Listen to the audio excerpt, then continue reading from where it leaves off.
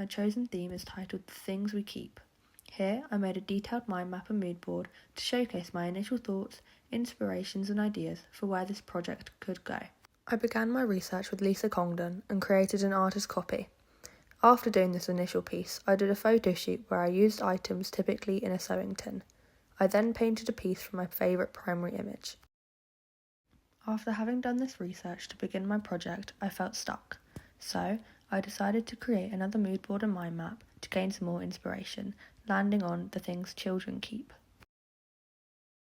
I began this part of my project by looking into Reese Brown, who I found really interesting as he uses the unique technique of vegan Gayotaki printing. I had a go at creating my own prints inspired by his work. By this point, I felt as though I had exhausted my research into Brown, so I tried using cyanotype, which I found really interesting, and even used Adobe Photoshop to create these negatives and make more detailed cyanotype prints. Next, I moved on to Bianca Behrens. I was really inspired and excited to create some work inspired by her. I think her use of collage and textured background makes for really immersive work. I had a go at copying one of her pieces and also critiqued myself and noted down things I would improve if I were to do this again. Here I used Canva to try and make some backgrounds for my work, and here I used my own primary reference images to create pieces inspired by Bianca Behrens. Later, I moved on to the work of Caroline Walker, whose work I was lucky enough to see in person at the Hepworth Wakefield.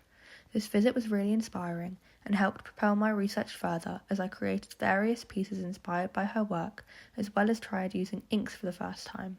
Her work inspired me to look not only at the perspective of a child, but also at the perspective of a parent in these memories.